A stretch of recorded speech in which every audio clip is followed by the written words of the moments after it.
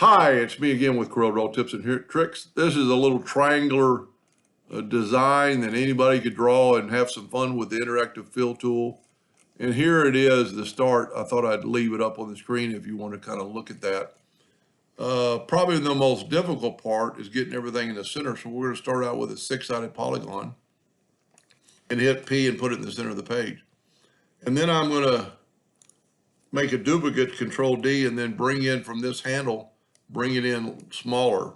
Now I'm going to take this one and turn it into a 3-sided polygon, and it made a star or a triangle. Make this a 3-sided triangle. And what that did, it put, and you could blend that, or blend or contour that, but I find that way is easier. Then I would take a 2-point line and just go from node to node, node to node. Make sure you're on the node and not the edge. And then if you look, we go from here to this line. Then on this one, we go from this corner up to the midpoint or the center. And then we'll go down to the bottom. So we've got all the lines here. I want to make sure I'm in the center of this one. Yep. And then just take your Smart Fill tool and figure out what color you're going to use. I'm going to try to do a little bit differently this time. I'm going to use this dark blue, and I'm going to fill in that one, that one, and that one. Now I'm going to change colors. I'm going to get that same lighter blue or turquoise and put it there. Now, it already looks pretty cool, but if you will select that one and go to your interactive fill tool, slide maybe from the right to the left, and let's try making it a little bit different this time. Then click off that and click with this one, and then come down with your interactive fill tool. And if you have this one picked, you can just go over here and left click your mouse and it'll put it over there. Now this one, I'm going to take the pick tool, interactive fill tool. Doesn't really matter which way you go probably. And I'm just going to left click and it put that purple in there. Now in this one, we're going to do a little bit different.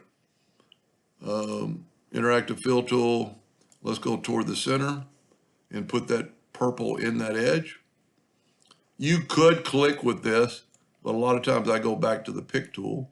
Now this one, I actually want the opposite. So I want to turn this around and I'm going to go here and I'm going to put that, I'm way too out there. And if you click on that and then go over here to purple, I normally would drag, but I just recently realized that you can just bring it in.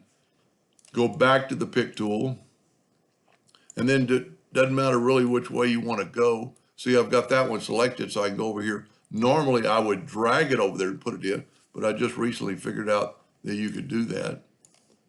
And then I'm going to right-click No Outline, or give it a white outline and make it kind of stand out. You could go up here and make it, a lot of times when you're drawing big, there you go.